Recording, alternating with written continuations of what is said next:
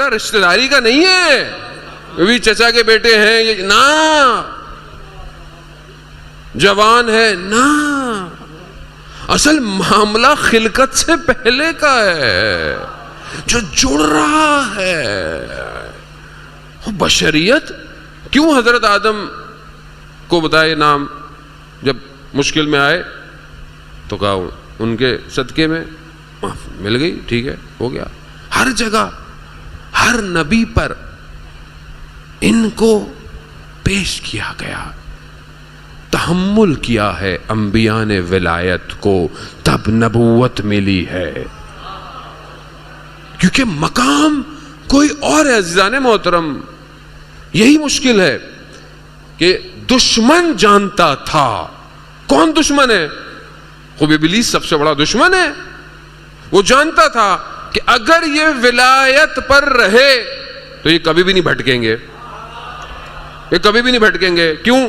کیونکہ وہ ولایت، رسالت کا ادامہ ولایت ہے، ابھی بھٹکیں گے۔ کیا کیا؟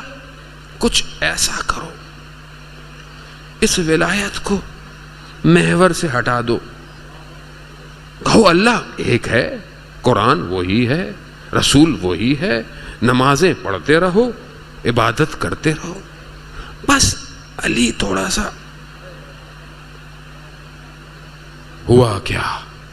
میرا مولا خود نہج البلاغہ میں ارشاد فرماتا ہے، مجھے میرے مقام سے ہٹا کر تمہارا وہ حال ہونا ہے، بلکہ اس بنی اسرائیل سے بھی برا حال کہ جو گھومتی رہی اتنا بھٹکتے رہو گے۔ دیکھیں آپ کے سامنے،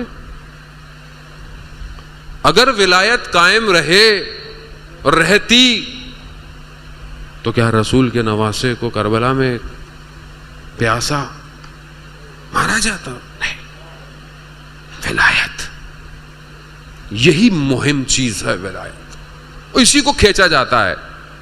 جنگ اسی کی ہے عزیزان محترم، جنگ ولی خدا کی ہے۔ دشمن جانتا ہے، ہر زمانے کا دشمن جانتا ہے کہ لوگوں کو ولی سے دور رکھو، ولی سے دور رکھو۔ کیا کیا انہوں نے؟ ہر امام کے دور میں، ہر نبی کے دور میں کیا کیا انہوں نے؟ نبی سے دور رکھو، اس سے دور رکھو۔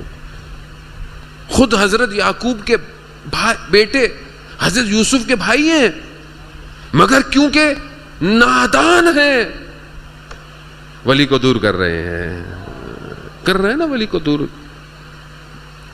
معرفت نہیں رکھتے نا، جہالت ہے۔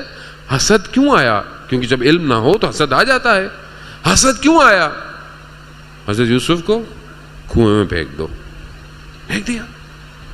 ولی کو دور کرو، اور ہر جگہ پیچھے کون ہے؟ ابلیس ہے، یہ یاد رکھیے گا۔